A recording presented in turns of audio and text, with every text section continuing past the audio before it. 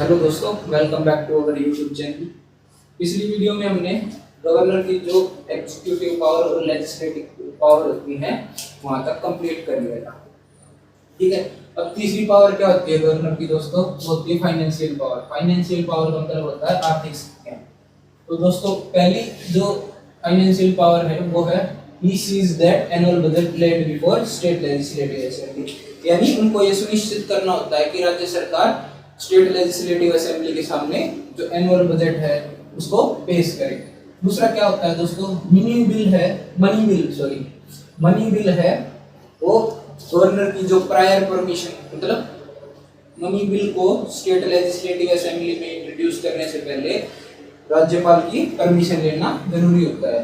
तीसरी क्या होती है कि किसी भी जो डिपार्टमेंट है, किसी भी मिनिस्ट्री को अगर डिमांड करना है ग्रांट के लिए, ठीक है, तो उसको कौन रेकमेंड करता है? गवर्नर।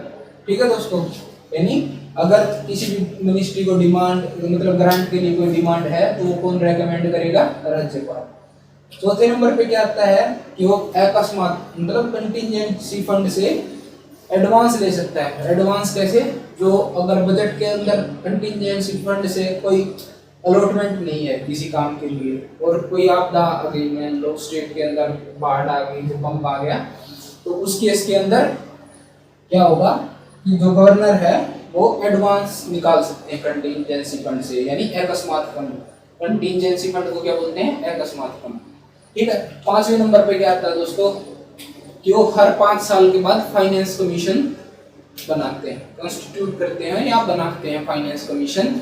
उसका काम क्या होता है दोस्तों कि जो राज्य के अंदर जो पंचायतें हैं या जो म्यूनिसिपैलिटीज हैं उनका जो फाइनेंशियल स्टेटस है वो क्या है, मतलब उनके ऊपर कितना कर्ज चल रहा है, ठीक है, कितना वो स्पेंड कर रहे हैं, ठीक है, ये सारी जो पोजीशन है, क्या उनका जो अकाउंट्स हैं वो कैसे चल रहे हैं, तो इन सब को चेक करने के लिए वो फाइनेंस कमीशन को हर 5 साल के बाद बनाते हैं। ठीक है दोस्तों, ये तो होगी फाइनेंशियल पावर के बाद आती है जुडिशियल पावर।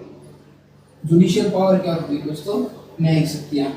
जुडिशियल पावर के बारे में हमने जब हम प्रेसिडेंट को पढ़ रहे थे तब भी पढ़ा था कि गवर्नर के पास भी पार्डन करने की शक्तियां होती है। पार्डन का मतलब होता है समाधान। समाधान का मतलब माफी देना या छूट देना।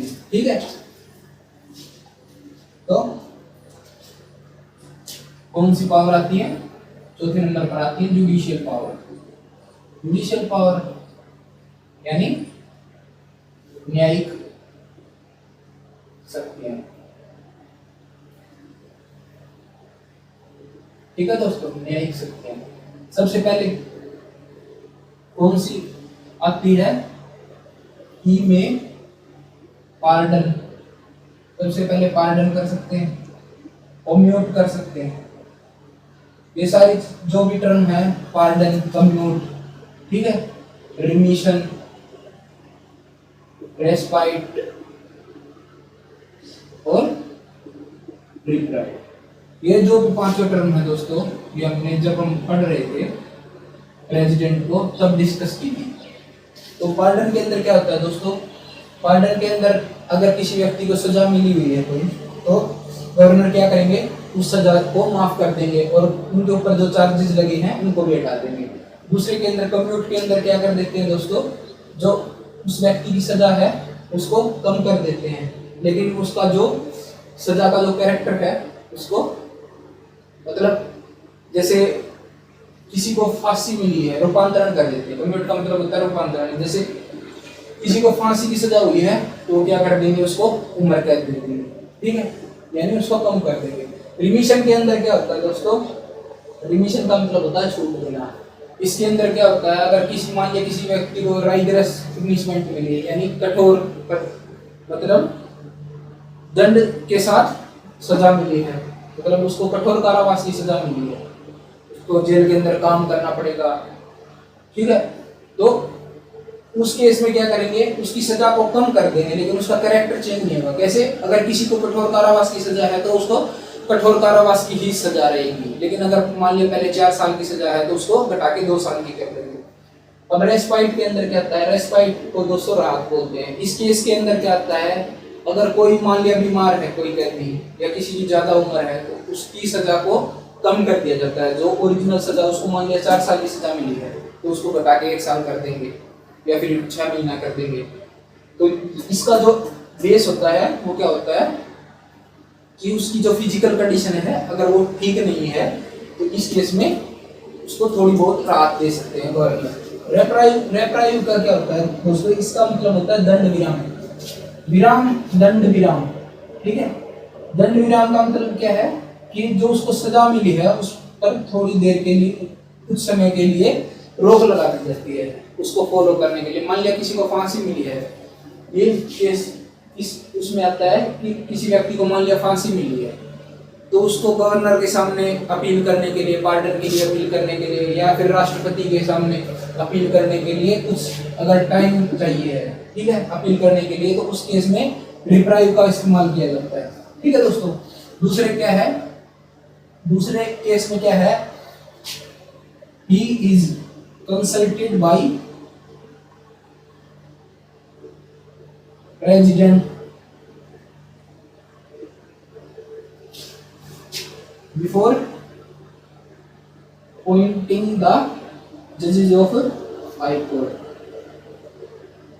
appointing the judges of high court, judges of high court।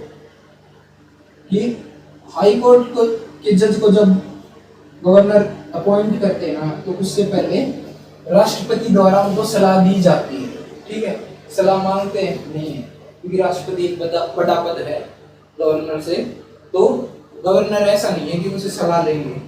राष्ट्रपति मतलब उनको सलाह राष्ट्रपति खुद देते हैं कि आपको ये करना है, मतलब एक किस्म से डायरेक्शन उनको देते हैं कि आप इस चीज को अपॉइंट कीजिए, ठीक है दोस्तों। ये किस आर्टिकल के अंदर दिया गया है, ये दिया गया है आर्टिकल नंबर 217 के अंदर, ठीक है दोस्तों। आर्टिकल नंबर 217 के अंदर ये चीज लिखा गया है कि जो गवर्नर होंगे वो प्रेसिडेंट से सलाह लेंगे या प्रेसिडेंट उनको सलाह देंगे, ठीक है। तीसरा केस क्या कहता है, ही अपॉइंट प्रमोट द डिस्ट्रिक्ट जजेस, कि वो डिस्ट्रिक्ट जज होते हैं उनको अपॉइंट करते हैं, उनको प्रमोट करते हैं, ठीक है। ये किस आर्टिकल के अंदर दिया गया है दोस्तों, ये दिया गया है आर्टिकल नंबर 223 के अंदर, यानी सॉरी आर्टिकल नंबर 223 नहीं, आर्टिकल 233, आर्टिकल 233 यानी 233, ठीक है। और ये appoint a person to judicial services, ठीक है दोस्तों।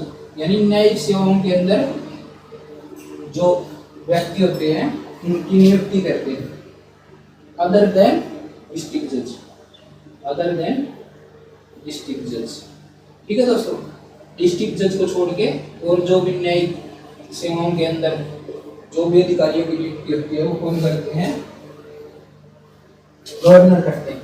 और इस केस में वो किससे हेल्प लेते हैं कि he is suggested by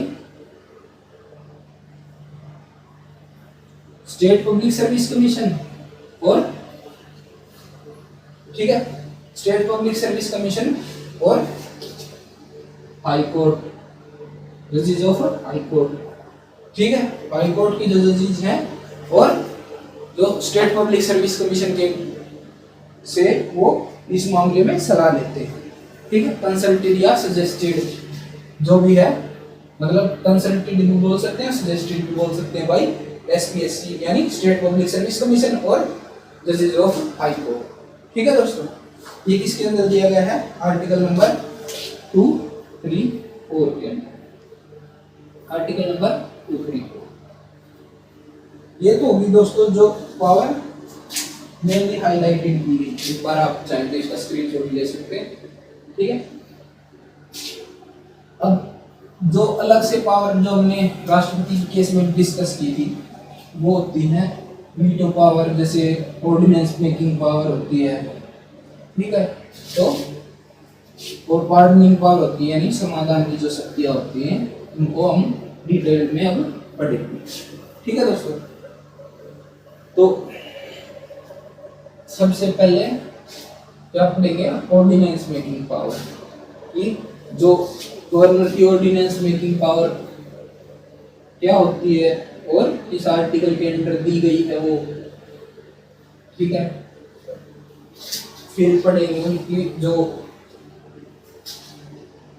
veto power होती है उसको। सबसे पहले पढ़ेंगे ordinance making power. Ordinance making power, ordinance making power दोस्तों किस आर्टिकल के अंदर दी गई है, वो है आर्टिकल नंबर 213 यानी 213 के अंदर जो गवर्नर की ऑर्डिनेंस मेकिंग पावर है उसके बारे में दिया गया है, ठीक है दोस्तों।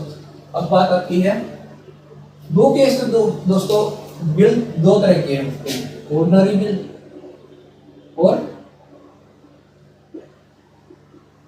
दूसरा होता है मनी बिल, ठीक है। अब इसके अंदर जो दो केस होते हैं वो दोनों के अंदर कॉमन होते हैं। पहला केस कौन सा होता है कि जब कोई भी बिल अनुमति के लिए गवर्नर के पास आता है तो उनके पास मनी बिल के केस में तो 3 ऑप्शन होते हैं और ऑर्डिनरी बिल के केस में होते हैं 4 ऑप्शन, ठीक है। तो जो शुरू वाले 2 ऑप्शन होते हैं वो दोनों के अंदर कॉमन होते हैं। क्या होते हैं, पहला क्या होता है, to give assent to the bill. अगर बिल को इन्होंने असेंट दे दी गवर्नर ने तो क्या बन जाएगा, पारित। दूसरा क्या है, to withhold is assent, withhold is assent, ठीक है दोस्तों। ये दो तो हैं दोनों जो ऑर्डिनरी बिल और मनी बिल और ऑर्डिनरी बिल के अंदर कॉमन होते हैं, ठीक है। अब बात आती है एक और पॉइंट, तीसरा पॉइंट क्या होता है, टू रिटर्न द बिल और रिकंसिडरेशन, ठीक है। कि जो राज्यपाल हैं वो बिल को रिकंसिडरेशन यानी पुनर्विचार के लिए वापस स्टेट लेजिस्लेटिव असेंबली है उसके पास वापस भेज देती है, ठीक है। तो ये क्या किस उसमें हो सकता है, ऑर्डिनरी बिल के केस में ये लागू हो सकता है कि जो राज्यपाल हैं वो उस बिल को वापस स्टेट लेजिस्लेटिव असेंबली के पास भेजते हैं। लेकिन अगर मनी बिल है तो राज्यपाल उसको वापस नहीं भेज सकते, उनके पास ऊपर वाली 2 ये कंडीशन है, ठीक है। तीसरी कंडीशन ये किस केस में होगी, ऑर्डिनरी बिल के केस में है, मनी बिल को वापस नहीं भेज सकते, ठीक है। आगे बात समझ लो। अब चौथी कंडीशन देखते हैं। चौथी कंडीशन क्या होती है, टू रिजर्व ए बिल और असेंट ऑफ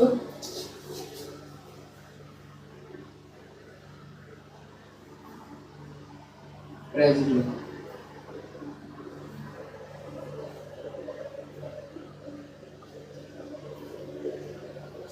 ओह सॉरी दोस्तों, ये हेडिंग में हमने गलती कर दी, लिख दिया ऑर्डिनेंस मेकिंग पावर, मतलब पढ़ने की कोशिश पढ़ रहे थे ऑर्डिनेंस मेकिंग पावर और कंडीशन हम इसकी बताने लगे दो उनकी वीटो पावर। तो सॉरी, इसको आप एक ठीक कर लेना कि ये क्या होगी, वीटो पावर, ठीक है, वीटो पावर। सॉरी दोस्तों, तो वीटो पावर के बारे में यानी या फिर जो आर्टिकल 200 है संविधान का, वो गवर्नर को क्या क्या पावर देता है कि ऑर्डिनरी बिल और मनी बिल के केस में ये चार ऑप्शन होते हैं जब उसके पास कोई बिल आता है। तो कि फोर्थ हम देख रहे थे कि वो बिल को रिजर्व कर देंगे फॉर असेंट ऑफ प्रेसिडेंट, ठीक है, कि प्रेसिडेंट की असेंट के लिए उसको रिजर्व कर देंगे। ठीक है दोस्तों, अब इसको एक बार आप स्क्रीनशॉट लेना चाहें तो ले सकते हैं, पीछे हो जाते हैं। ठीक है दोस्तों, अब ये 3 पॉइंट तो हो गए अलग, अब ये चौथे पॉइंट को हम डिटेल से समझेंगे। ठीक है, अब इसको फोर्थ पॉइंट है उसको हम फिर से अच्छे से समझेंगे कि रिजर्वेशन के बाद क्या होता है। कि रिजर्वेशन के बाद आर्टिकल 201 के अंदर जो प्रेसिडेंट है उनको पावर मिली है कि वो क्या फैसला लेंगे स्टेट के बिल पे। ठीक है, तो इस केस में जो प्रेसिडेंट है वो क्या करेंगे, रिजर्व कर दिया बिल, अब वो प्रेसिडेंट के पास पहुंच गया, प्रेसिडेंट आर्टिकल 201 का यूज करके क्या करेंगे, टू गिव हिज असेंट। आगे बात समझ में, तो ये प्रेसिडेंट अपनी अनुमति दे देंगे to withhold his assent, या फिर अपनी जो अनुमति है उसको रोक लेंगे, तो वो बिल कुछ समय बाद अपने आप लैप्स हो जाएगा यानी खत्म हो जाएगा। ये दोनों पॉइंट तो हैं सेम, मनी बिल में भी और ऑर्डिनरी बिल के केस में भी। यानी एक बार फिर से देखिए कि जब जो चौथा पॉइंट देखा था उसका हमने कि गवर्नर ने रिजर्व कर दिया कोई भी बिल प्रधानमंत्री राज्यपाल की अनुमति के लिए। उसके बाद क्या आता है कि आर्टिकल 201 जो राष्ट्रपति उसको क्या पावर देता है कि या तो उसको असेंट दे देंगे, अनुमति दे देंगे, दूसरे केस में क्या है कि वो अपनी अनुमति को रोक लेंगे। ठीक है, अब मनी तीसरा पॉइंट है वो दोनों में अलग हो जाता है। ठीक है, टू रिटर्न द बिल और रिकंसिडरेशन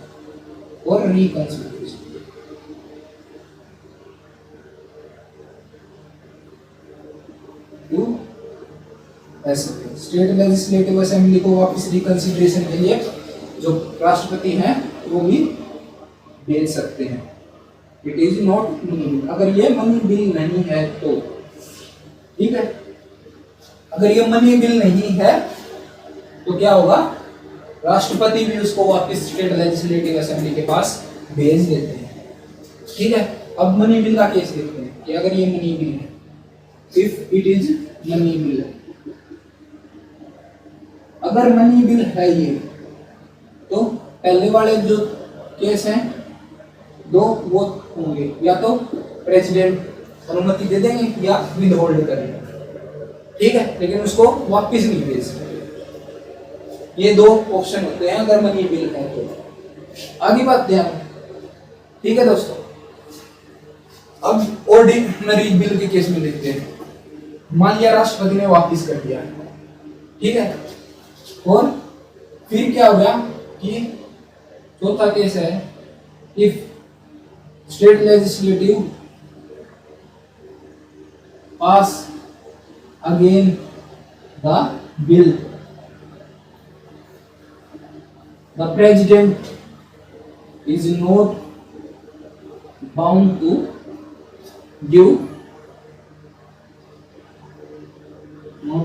गिव हिज असेंट, कि राष्ट्रपति के लिए ये बाध्य नहीं है कि वो दोबारा अगर बिल कोई पास होकर आता है स्टेट लेजिस्लेटिव असेंबली से तो वो उसको मान्यता ही दे ऐसा या अनुमति ही दे, ऐसा कोई उनके ऊपर बाध्य नहीं है, मतलब वो इस चीज के लिए बाध्य नहीं है।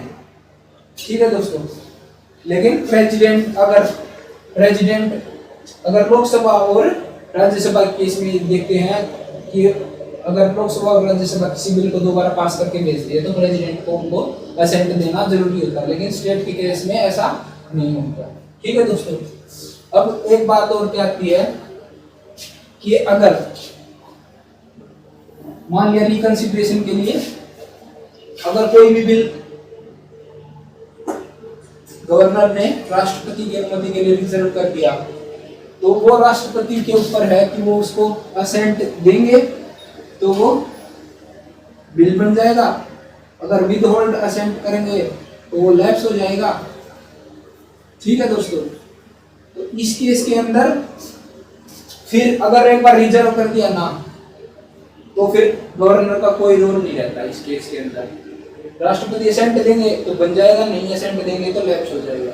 ठीक है, अगर मान लिया राष्ट्रपति ने असेंट दे दी तो फिर गवर्नर की असेंट की कोई जरूरत नहीं होती, गवर्नर चाहे फिर असेंट दें या ना दें। ठीक है, आगे बात समझ में, एक बार रिजर्व हो गया तो जो भी असेंट देना है नहीं देना है वो किसका मैटर हो जाता है, राष्ट्रपति का। ऐसे ही इस केस में अगर रिकंसिडरेशन के लिए कोई बिल भेज दिया, ठीक है दोस्तों, तो वो दोबारा ऐसा नहीं है कि स्टेट लेजिस्लेटिव असेंबली उसको फिर से पास करेगी, वो फिर से गवर्नर के पास जाएगा और गवर्नर फिर रिजर्व करेंगे, नहीं। एक बार रिजर्व कर दिया तो अगर रिकंसिडरेशन के लिए वापस प्रेसिडेंट भेजते हैं तो स्टेट लेजिस्लेटिव असेंबली उसको दोबारा पास कर देती है, तो वो सीधा किसके पास चला जाएगा, राष्ट्रपति के पास असेंट के लिए। गवर्नर का फिर कोई रोल नहीं रहता उस चीज के। ठीक है दोस्तों, ये होगी फिर होगा। ठीक है, अब बात आती है ऑर्डिनेंस मेकिंग पावर की। ठीक है, ऑर्डिनेंस मेकिंग पावर जो गवर्नर की है वो क्या होती है। जैसे ऑर्डिनेंस को दोस्तों हिंदी में क्या बोलते हैं, अध्यादेश। ठीक है, जो ऑर्डिनेंस मेकिंग है वो क्यों की जाती है, इसके बारे में जो कॉन्स्टिट्यूशन असेंबली है उन्होंने ये सोचा था कि अगर कोई मान लिया ऐसी सिचुएशन आ गई कि सेशन कोई भी हाउस है वो सेशन के अंदर नहीं है और कोई कानून बनाना है, ठीक है, तो उस केस के अंदर गवर्नर को ये पावर दे दी कि आप कानून बना सकते। ठीक है, तो ऑर्डिनेंस मेकिंग पावर है गवर्नर की, वो किस आर्टिकल के अंदर आती है, ऑर्डिनेंस मेकिंग पावर तो किस आर्टिकल के अंदर आती है दोस्तों, आर्टिकल 2(1)(2) यानी 213 के अंदर जो गवर्नर है उसकी ऑर्डिनेंस मेकिंग पावर आती है। ठीक है दोस्तों, इसमें सबसे पहले क्या है कि बैंक, ठीक है, गवर्नर कैन प्रोमलगेट यानी घोषणा कर सकते हैं एक ordinance in case when no house in the session. ठीक है दोस्तों, ये बात समझ में आ गई कि अगर, ठीक है, कि अगर स्टेट लेजिस्लेटिव असेंबली सेशन के अंदर नहीं है तो उस केस के अंदर जो गवर्नर है वो ऑर्डिनेंस जारी कर सकते हैं यानी अध्यादेश जारी कर सकते हैं। ठीक है, ये तो है यूनिकैमरल के केस में। यूनिकैमरल क्या होता है दोस्तों, एक सदनीय व्यवस्था, यूनिकैमरल। ठीक है, यूनिकैमरल या एक सदनीय, एक सदनीय स्टेट के अंदर। अब कुछ स्टेट ऐसे भी हैं जिनके अंदर दो सदन है। दो सदन कौन कौन से दोस्तों, स्टेट लेजिस्लेटिव असेंबली यानी विधानसभा और दूसरा क्या है, स्टेट लेजिस्लेटिव काउंसिल यानी राज्य विधान परिषद। आगे बात समझते, राज्य विधान परिषद। तो उस केस के अंदर क्या होगा दोस्तों कि अगर या तो दोनों ही सेशन के अंदर नहीं है, इस दोनों नहीं है, या फिर if one is not in session।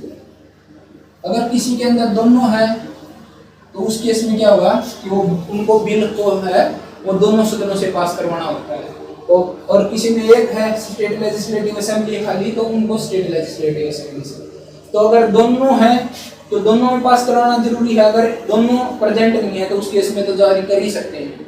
लेकिन अगर एक भी मान लिया सेशन के अंदर है और एक सेशन के अंदर नहीं है तो उस केस में भी जो गवर्नर है वो ऑर्डिनेंस जारी कर सकते हैं। ठीक है दोस्तों। अब दूसरा क्या होगा कि गवर्नर है, governor can promulgate ordinance only on state subject, कि जो स्टेट की जो भी सब्जेक्ट हैं उसके ऊपर गवर्नर क्या है, अध्यादेश जारी कर सकते हैं। ठीक है, आगे बात समझ में।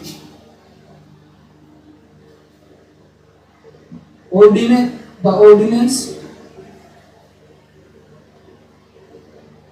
is necessary to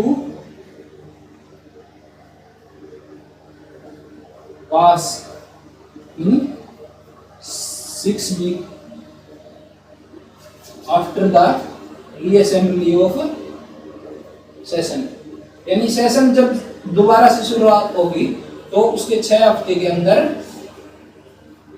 जो भी ऑर्डिनेंस है उसको पास करवाना जरूरी होता है। ठीक है, अगर पास नहीं करवाएंगे तो वो बिल है वो लैप्स हो जाएगा। ठीक है, आगे बात समझ में। तो चौथा पॉइंट क्या होता है दोस्तों, चौथा पॉइंट ये होता है कि जिस तरह स्टेट लेजिस्लेटिव असेंबली की कुछ लिमिटेशन होती है कि वो 3 मुद्दों के ऊपर बिल नहीं बनाते, वैसे ही जो गवर्नर की ऑर्डिनेंस मेकिंग पावर है उसकी भी लिमिटेशन होती है। ठीक है, फोर्थ क्या होता है, limitation is same as state legislative assembly, कि स्टेट लेजिस्लेटिव असेंबली की जो लिमिटेशन है वही लिमिटेशन किसकी होगी, ऑर्डिनेंस मेकिंग पावर की। ठीक है, कि यानी वो स्टेट के जो मैटर हैं सिर्फ उनके ऊपर ही क्या कर सकते हैं, कानून बना सकते हैं। ठीक है, 5वां नंबर पे क्या है दोस्तों कि जो गवर्नर है वो कुछ मुद्दों के ऊपर ऑर्डिनेंस नहीं बना सकते। वो कौन कौन से, governor can not introduce ordinance on such matters. कौन कौन से मैटर हैं दोस्तों, पहला मैटर क्या है कि in which the president prior permission is necessary, prior permission necessary है। कि कुछ ऐसे मुद्दे होते हैं जिनके ऊपर बिल बनाने से पहले राष्ट्रपति की जो परमिशन लेना वो जरूरी होता है, तो उनके ऊपर गवर्नर है वो ऑर्डिनेंस जारी नहीं कर सकते। ठीक है, सच matter which is reserved for president assembly, president assembly. ऐसे कोई भी मुद्दे जिनके ऊपर प्रेसिडेंट की असेंट लेना जरूरी होता है। ठीक है, यानी प्रेसिडेंट की असेंट लेना जरूरी होता है। अगर मान लीजिए स्टेट लेजिस्लेटिव असेंबली ने पास कर दिया तो ऐसे कई मुद्दे होते हैं कि उनके ऊपर प्रेसिडेंट की असेंट लेना जरूरी है। जैसे हमने बात किया था कि अगर कोई कॉन्स्टिट्यूशन का वायलेशन है या फिर बीपीएसपी का अपोज कर रहा है तो इन चीजों के अंदर गवर्नर क्या रिजर्व कर देते हैं, तो उन मुद्दों के ऊपर प्रेसिडेंट की असेंट लेना जरूरी होता है। तो उन मुद्दों के ऊपर गवर्नर है वह ऑर्डिनेंस जारी नहीं कर सकते। तीसरा क्या होता है, सच matter which is reserve for president assembly, कि कुछ ऐसे मैटर होते हैं जो प्रेसिडेंट के लिए रिजर्व होते हैं, यानी प्रेसिडेंट ही उनके ऊपर फैसला ले सकता है।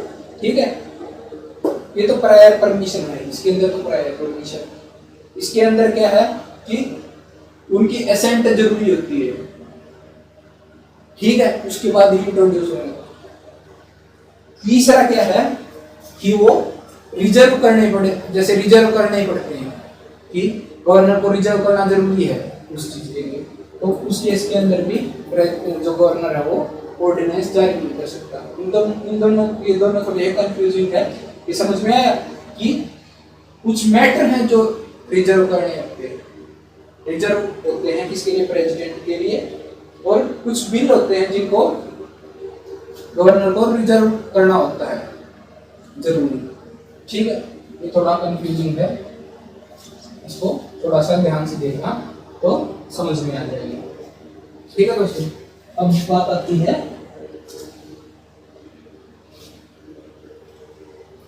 वीटो पावर पढ़ दिया हमने, ऑर्डिनेंस मेकिंग पावर पढ़ दिया, अब आती है पार्डनिंग पावर। ठीक है दोस्तों, ये पार्डनिंग पावर है वो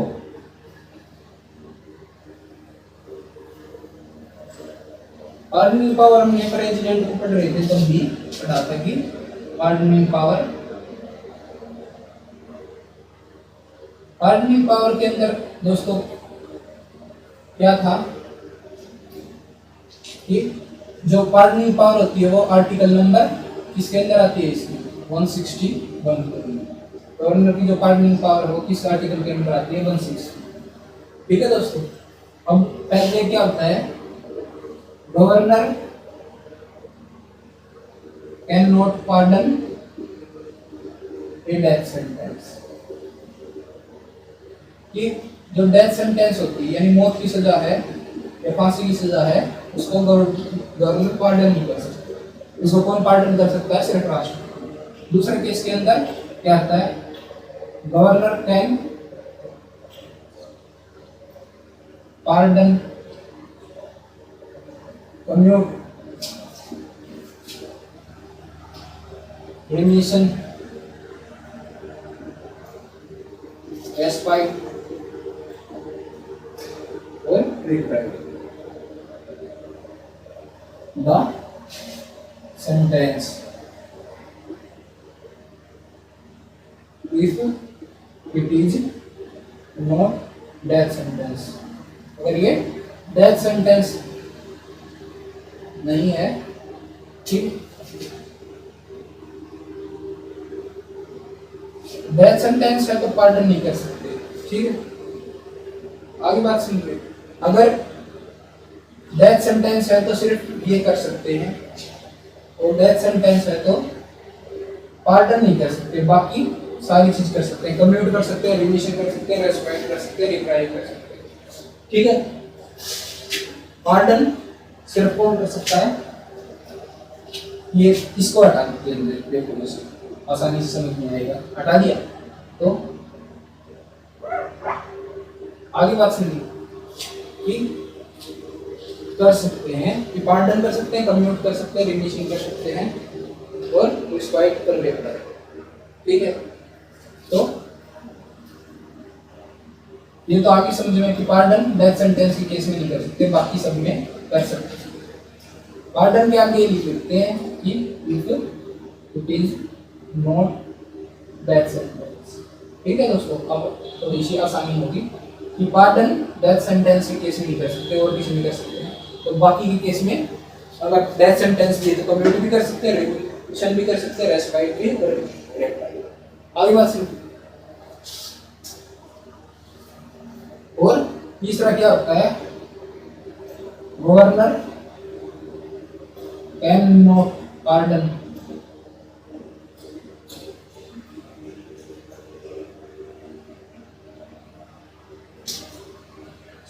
कैन नॉट में इस जगह हम करेंगे हैव नो पार्डनिंग पावर, या फिर do not have pardoning power, कि in case when sentence is by martial law, अगर मार्शल लॉ के अंदर या सैन्य कोर्ट के अंदर किसी व्यक्ति को या किसी सैनिक को कोई भी सजा मिली हुई है, तो उस केस के अंदर गवर्नर के पास ये शक्ति नहीं होती कि वो उनको पार्डन कर सकते हैं या किसी भी प्रकार की पार्डनिंग पावर का यूज कर सकें या उनको कोई भी छूट या राहत दे सकें। ठीक है दोस्तों, अब बात आती है कि कॉन्स्टिट्यूशनल स्टेटस। ठीक है, कॉन्स्टिट्यूशनल स्टेटस में कुछ चीजें जो गवर्नर के पास थोड़ी सी ज्यादा पावर होती है इन केसेस के अंदर। ठीक है, कॉन्स्टिट्यूशनल स्टेटस में हम बात करेंगे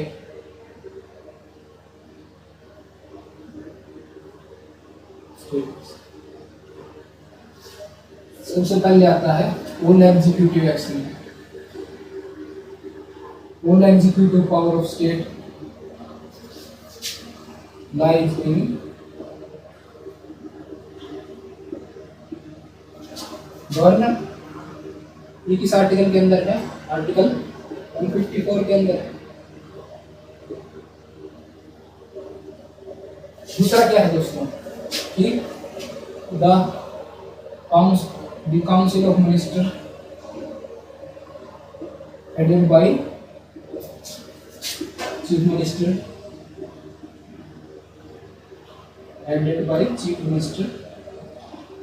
you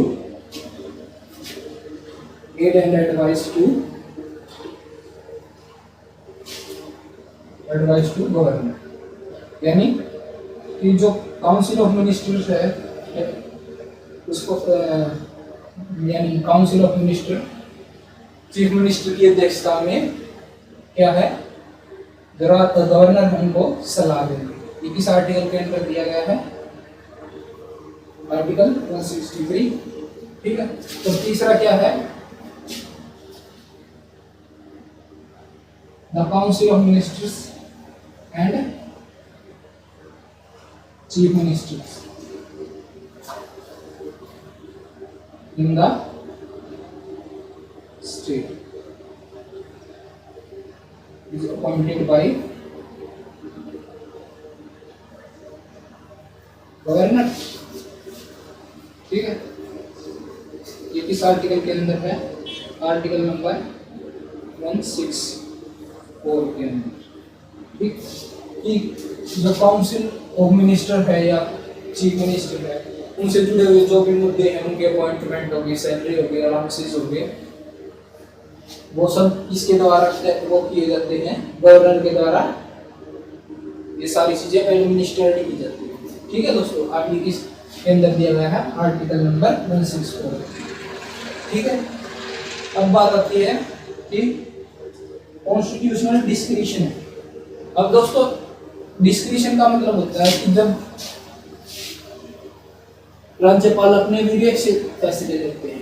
विवेक से मतलब कि उनकी मर्जी से फैसले लेते हैं। जैसे लिखा गया है कि जो गवर्नर है वो काउंसिल ऑफ मिनिस्टर्स की एड एंड एडवाइस से कार्य करे। तो कुछ कार्य ऐसे भी हैं जिनको करने के लिए गवर्नर को जो काउंसिल ऑफ मिनिस्टर्स है उनकी जो एडवाइस लेने की सलाह नहीं, मतलब एडवाइस लेने की जरूरत नहीं पड़ती। सबसे पहले क्या है? To impose president rule in state. ठीक है, अगर स्टेट के अंदर प्रेसिडेंट रूल इम्पोज करना है तो उस केस के अंदर जो गवर्नर है वो काउंसिल ऑफ मिनिस्टर की सलाह नहीं लेंगे। दूसरा क्या है? टू रिजर्व ए बिल और प्रेसिडेंट असेंबली, बिल और प्रेसिडेंट असेंबली। ठीक है दोस्तों, कि अगर कोई बिल प्रेसिडेंट के असेंट के लिए रिजर्व करना है तो उस केस के अंदर भी जो उनका जो फैसला होगा वो आखिरी होगा। ठीक है दोस्तों, तीसरा क्या है? आसाम, त्रिपुरा, मेघालय और मणिपुर एंड मणिपुर के अंदर ये जो 4 स्टेट हैं इसके अंदर मिनरल एक्सप्लोरेशन यानी जो खनिज संपदा है उसको एक्सप्लोर करने के लिए गवर्नर ये तय करते हैं कि कितना अमाउंट पे करना होगा सरकार को, यानी केंद्र सरकार को किसको पे करना होगा? Tribal district council. ठीक है, डिस्ट्रिक्ट काउंसिल, ठीक है दोस्तों। कि ये चार जो स्टेट है, असम, त्रिपुरा, मेघालय और मणिपुर, इनके अंदर कितना अमाउंट पे करना होगा अगर किसी को मिनरल एक्सप्लोर करना है, या सरकार को या किसी प्राइवेट कंपनी को मिनरल एक्सप्लोर करना है, तो ट्राइबल डिस्ट्रिक्ट काउंसिल को उनकी जो अमाउंट वो पे करनी पड़ेगी एज ए पे रॉयल्टी। रॉयल्टी क्या होता है दोस्तों? जो कोई अगर मान लिया किसी कोई संपदा है, अगर कोई दूसरा उसका यूज कर रहा है, तो उनको कुछ पैसे देने होते हैं, या कुछ हिस्सा, मतलब अपने मान लिया प्रॉफिट का कुछ हिस्सा देना पड़ता है, या फिर एक मुश्त राशि वन टाइम पेमेंट भी कर सकते हैं उस केस के अंदर। तो इस केस के अंदर क्या है, वो गवर्नर फिक्स करते हैं कि कितना पैसा उनको देना होगा। ठीक है दोस्तों, ये तीन मैटर ऐसे हैं जिनके अंदर जो गवर्नर है उनकी एसेंट है, वो मतलब उनके डिस्क्रिशनरी पावर होती है, जो अपनी वो इस पावर का यूज वो अपने विवेक से कर सकते हैं।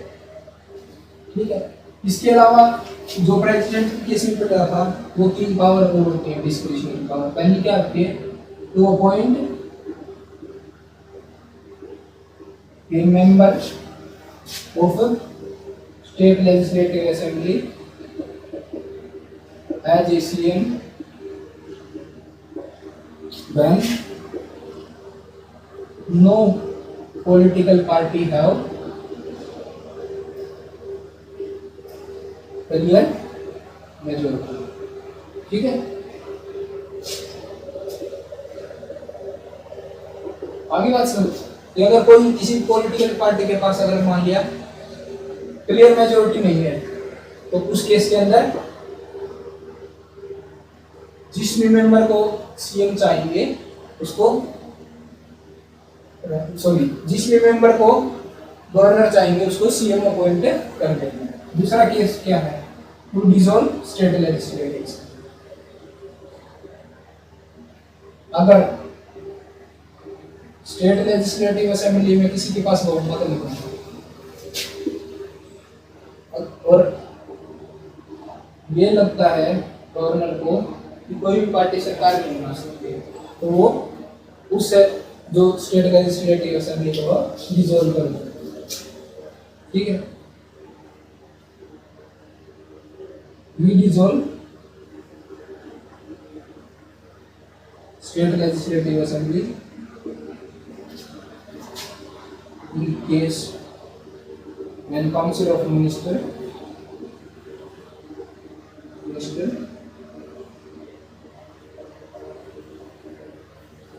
lost his majority।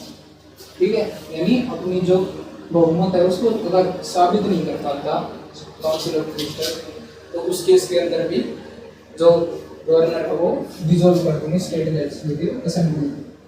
आगे बात सुनिए। ठीक है, ये तीन केस है जो और है जो डिस्क्रिशनरी पावर के अंदर आते हैं।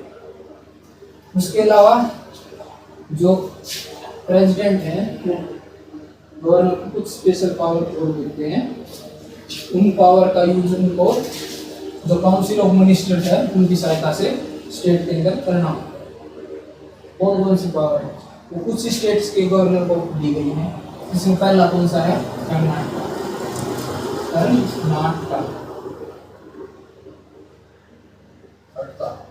कर्नाटक के अंदर क्या है कि हैदराबाद और जो कर्नाटक का रीजन है, हैदराबाद और कर्नाटक का रीजन है, उसके लिए अलग से डेवलपमेंट बोर्ड, ठीक है, अलग से डेवलपमेंट बोर्ड बनाने के लिए राष्ट्रपति ने जो गवर्नर है उनको पावर दी। ठीक है दोस्तों, दूसरा क्या आता है, दूसरा आता है महाराष्ट्र। ठीक है, महाराष्ट्र में कहां पर, विदर्भ और मराठवाड़ा के अंदर अलग से एक डेवलपमेंट बोर्ड। ठीक है, तीसरा आता है गुजरात। गुजरात के लिए, गुजरात में आता है सौराष्ट्र और एंड कच्छ। सौराष्ट्र और कच्छ के लिए अलग से डेवलपमेंट बोर्ड। ठीक है दोस्तों, तीन तो कर्नाटका, महाराष्ट्र और गुजरात में तीन ये। चौथी बात आती है नागालैंड। नागालैंड के लिए लॉ एंड ऑर्डर को मेंटेन करना। ठीक है, लॉ एंड ऑर्डर को मेंटेन क्यों करना दोस्तों? क्योंकि जो नागा हिल है, नागा और येनसांग जो हिल है, जब तक उस एरिया के अंदर इंटरनल जो सिक्योरिटी चैलेंजेस है ना, तब तक उस एरिया के अंदर लॉ एंड ऑर्डर बनाना इसका कार्य हो गया। ये मतलब इसको स्पेशल पावर दे दी है राष्ट्रपति, सॉरी गवर्नर को पावर दे दी है राष्ट्रपति। फिर अरुणाचल, अरुणाचल, ये अरुणाचल के अंदर भी क्या है? Law and order. ठीक है, लॉ एंड ऑर्डर के केस में अरुणाचल एक जो गवर्नर है उनको भी ये पावर दी है। छठा क्या है? असम के अंदर। ठीक है, असम के अंदर क्या है दोस्तों कि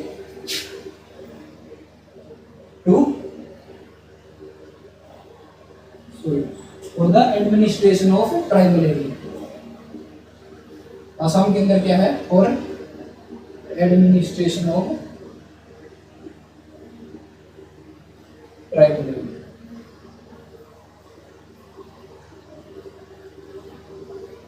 आगे बात समझो। और 7वें नंबर पे क्या आता है? सिक्किम। इसमें क्या है? For piece, prosperity of different community, यानी जो डिफरेंट कम्युनिटी के लोग हैं उनकी पीस और प्रोस्पेरिटी के लिए जो भी कार्य करने होंगे उसके बारे में गवर्नर को पावर दी है।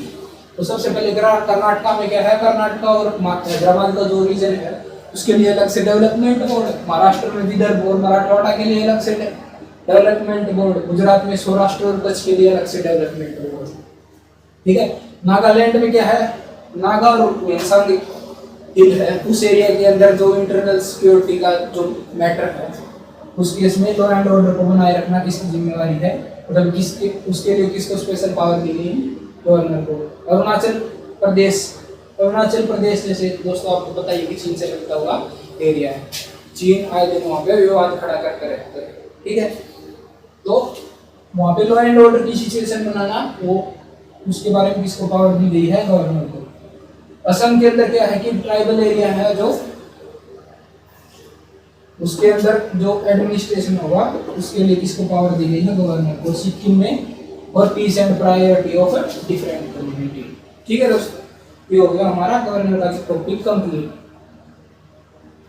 जो भी आर्टिकल है वो मैंने साथ ही साथ आपको बता दिए हैं। ठीक है, अगर फिर भी कुछ रहता है तो मैं एक अलग से, अगर लगता है कुछ रह गया तो अलग से एक वीडियो आर्टिकल के ऊपर भी बनाना, छोटी सी वीडियो भी 5-10 मिनट की है तो वो हम बना देंगे। ठीक है दोस्तों आप फिर से आपसे गुजारिश है कि वीडियो को लाइक कीजिए, शेयर कीजिए, सब्सक्राइब कीजिए, ताकि अगर आप चैनल को सब्सक्राइब करेंगे, शेयर करेंगे तो हमें भी प्रेरणा मिलेगी कि हम और अच्छे से अच्छा कंटेंट आपके लिए लेके आए। ठीक है, और दोस्तों अब हमारे जैसे इंडियन पॉलिटी की सीरीज चल रही है तो जल्दी हम कोशिश करेंगे कि ज्योग्राफी के ऊपर भी आपको कुछ लेक्चर्स, यानी ज्योग्राफी के ऊपर भी एक सीरीज हम बनाएं और जल्दी उसकी शुरुआत करेंगे। दोस्तों चैनल को लाइक कीजिए, शेयर कीजिए, सब्सक्राइब कीजिए। धन्यवाद। जय हिंद, जय भारत।